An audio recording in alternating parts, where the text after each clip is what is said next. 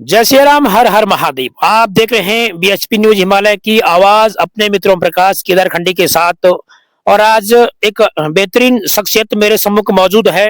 विपिन सेमवाल जी इनका बेहतरीन नाम है और उपहार समिति के चेयरमैन भी हैं और सहारा इंडिया के वरिष्ठ संवाददाता भी हैं। समझना इस बात को है कि अभी मौजूद है हम लोग सड़क तिनसोली मोटर मार्ग जो शहीद के नाम से जानी जाएगी। कुपवाड़ा में हुए शहीद देवेंद्र सिंह राणा जी के नाम से यहाँ पर एक बेहतरीन गेट भी बन रहा है, जो कि तमाम आने वाली पीढ़ी के लिए कहूंगा, युवाओं के लिए कहूंगा, एक प्रेरणा का और एक जोश का एक संचार बनेगा। कैसे देखते हैं आप इन चीजों को?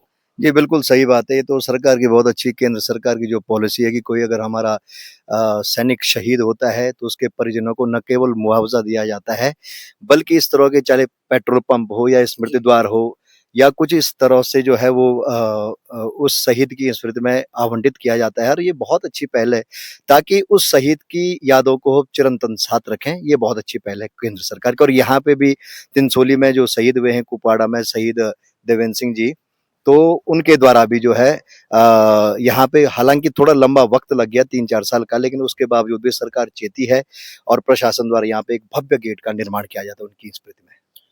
एक महत्वपूर्ण सवालात रह जाते हैं सेमाल जी। कहीं ना कहीं देखा जा रहा है जो योजना यहाँ पर पीएमजीएसवाई की लिखी हुई है, समझना ये ज्यादा महत्वपूर्ण बन जाता है। ग्राम क्षेत्र में भी एक सस्पेंस सा बना है। कहीं ना कहीं नई सड़कों को कहूँ या पुरानी सड़कों को अगर हालत देखें तो कहीं ना कहीं कार्य उचित क्वालिटी के नहीं लग रहे हैं। नहीं, बिल्कुल सही बात है जी। मैं तो ये कहना चाहूँगा कि मैं तो यहाँ पे लगातार 3-4 दिनों से इस मार्ग पे आ रहा हूँ। देवली वणिग्राम पीएमजीएसवाई की है ये।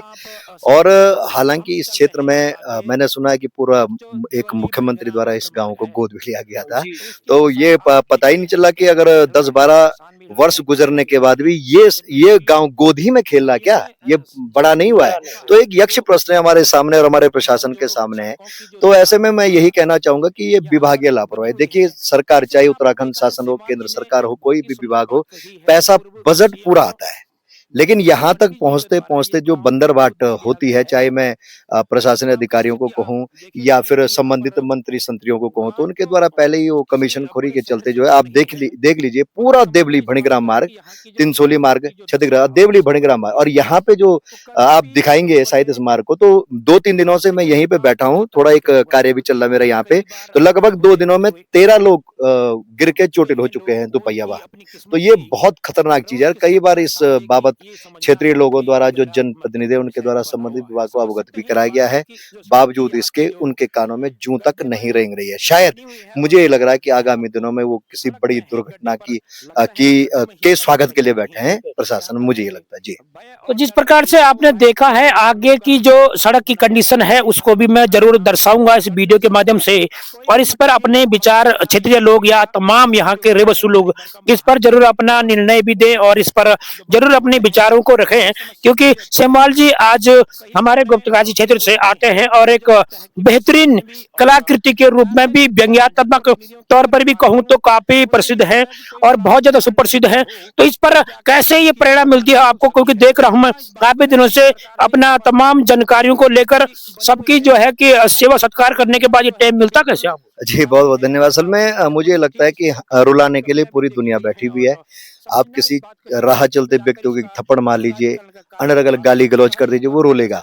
हॉस्पिटल में आप चले गए, वहाँ पे जो पैसों की लूट-खसोट है या अन्य छोटा-सा कोई भी काम किसी गरीब व्यक्ति ने करना बिना कमीशन के, मुझे लगता है कि नहीं हो पा रहा है। तो ऐसे व्यक्ति के चेहरे पे खुशी व्याप्त करने के लिए मैं बड़ा कई वर्षों से निरंतर छोटी-छोटी कॉमेडी फ़िल्मों के माध्यम से जो है स्क्रिप्टेड जो फ़िल्में होती हैं, उनके माध्यम से लोगों को हँसाने का काम कर रहा हूँ। और साथ ही सामाजिक संदेश देना चाहूँगा कि हमारे जो अंधविश्वास हैं या महिलाओं का कार्यबोझ है, उनको लेके उनके कार्यबोझ को कितना कम किया जाए और हमारी स्थिति कैसे समाज में सुदृढ़ हो। तो इस प्रकार से मैं लोगों को हँसाने के अनवरत कार्य करता हूँ। और हालाँकि घर में मेरी वाइफ़ है उपासना सेमवाल, किसी परिचय की मोहताज नहीं है। तो उनकी भी ये प्रेरणा है कि लगातार हम इस तरह के कार्यों को अंजाम दे रहे हैं। और बहुत-बहुत धन्यवाद आपके न्यूज़ का कि जो है आप लगातार हमें प्रमोट कर रहे हैं, इसके लिए बहुत-बहुत साधुवाद। Thank you so much. जय श्री कृष्ण।